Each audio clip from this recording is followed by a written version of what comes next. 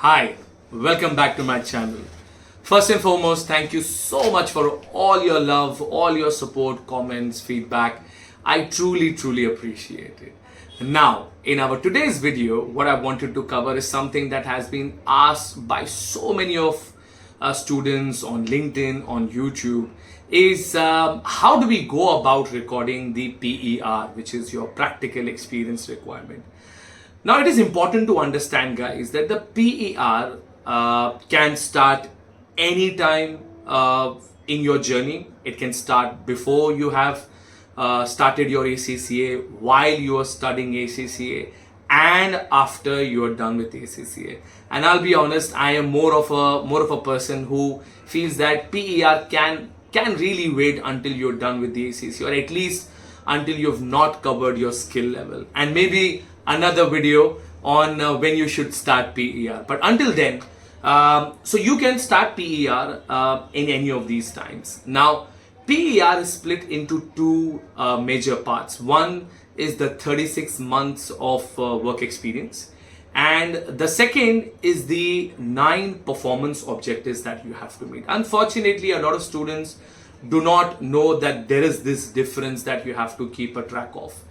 Now, the 36 months experience is a fairly straightforward concept, is that you work anywhere as long as they are a relevant finance and accounting profile. So if you're working at an audit, you're working in accounts, you're working in tax, you're working in finance, as long as you can show that there is a straight connection in the finance and accounting world, you will be able to take that as your relevant work experience, right?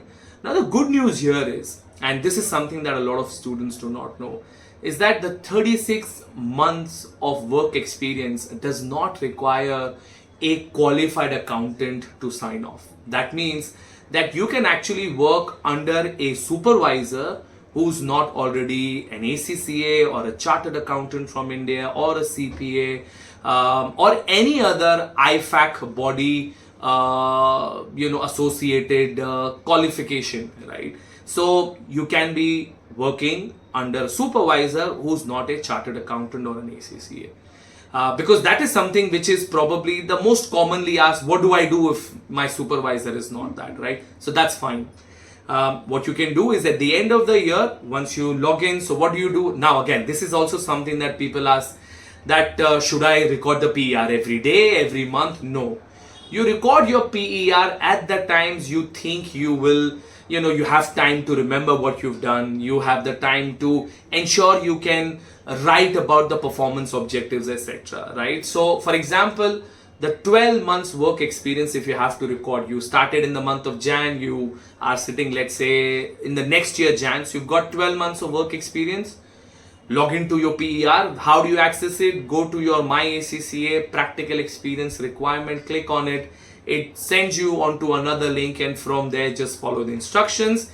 If you haven't added the employer, first make sure that you've added the employer. Again, the employer does not have to be a Big 4 or top MNC, as long as the employers can be validated. Let's say if your account or your PER does get picked up for a random check, and if they can find your employer there, they can make a call, and if they can check that the employer is there, then you're sorted, right? So add the employer's details, including their email ID, etc., and then you move to selecting on what part of PER you're going for.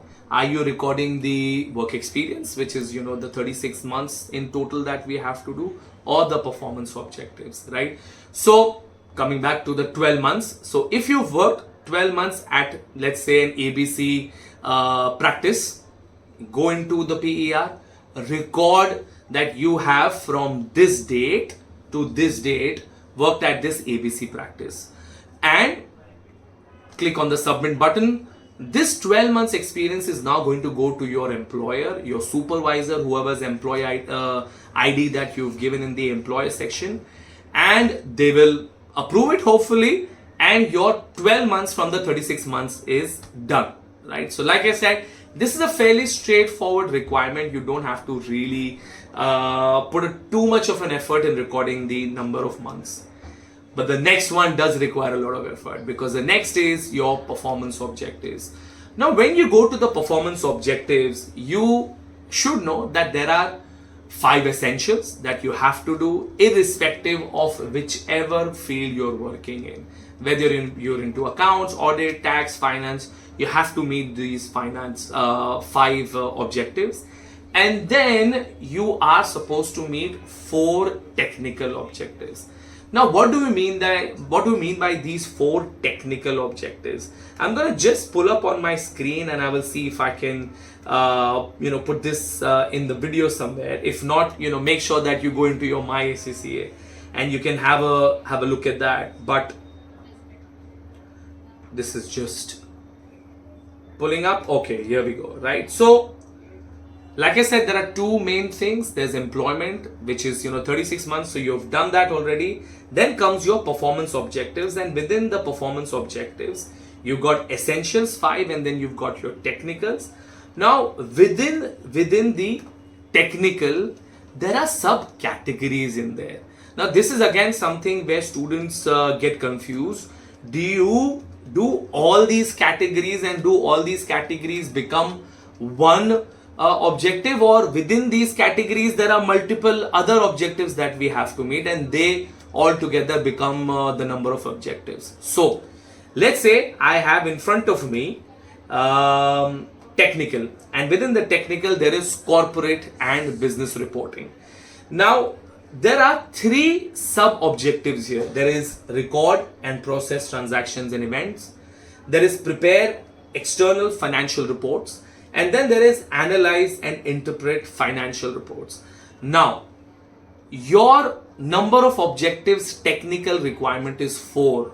From there, if you are working in a reporting, accounting, etc. field, you are able to cover these 3 here itself, right? So that means you only need to do 1 more from another category, and then your technical objectives are met, right? So let's say the next set is financial management. If you are, let's say, part of finance field and you are into evaluating investments, you are managing working capital, you are managing risk, all of this is part of your finance. And look, if you are working in an accounting and finance field, I am absolutely certain that you will be part of projects, you will be part of teams where you will be involved in many of these things. We just don't realize sometimes, right? So think of, that's why I said that the objectives is where you will need to put together a lot of time and efforts to make sure that you have gotten it right. Okay, so that's how you've got management accounting, where requires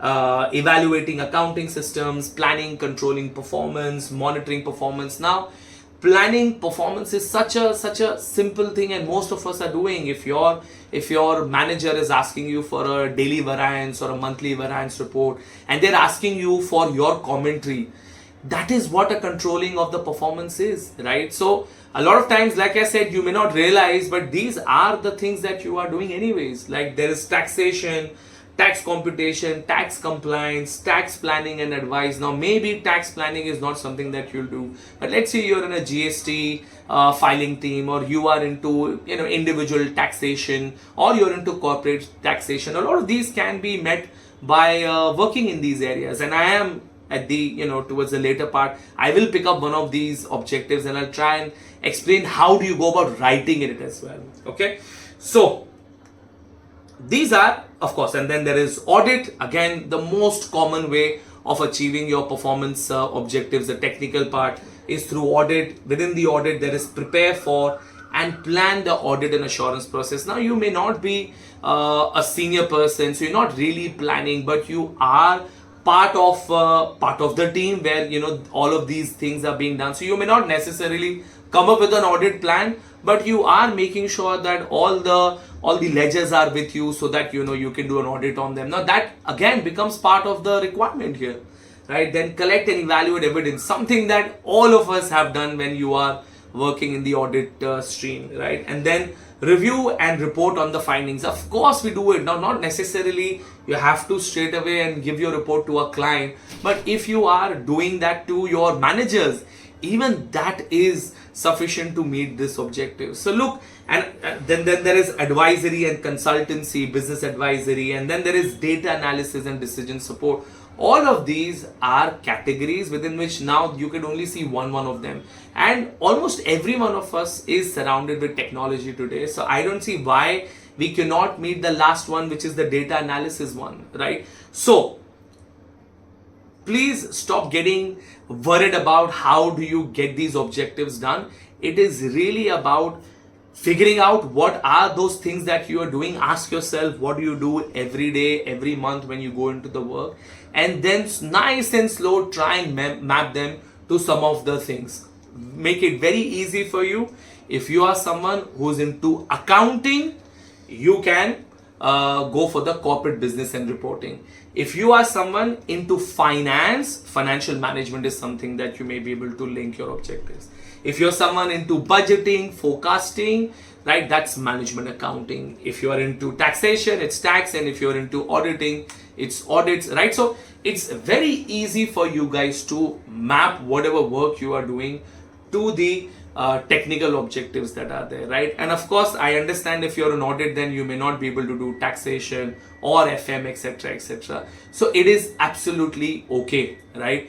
You have worked in one area for, let's say, 2 years. In the third year, ask for your manager if they can give you any other opportunities where you can meet some of the other technical objectives, right? So that was all around what are these various objectives and how do you go about mapping them, right? Now I'm going to do another video where we will look at how do you write these technical objectives. So do look out for the link, and I hope this video helps you figuring out what those PER requirements are. Until then, all the very best and thank you.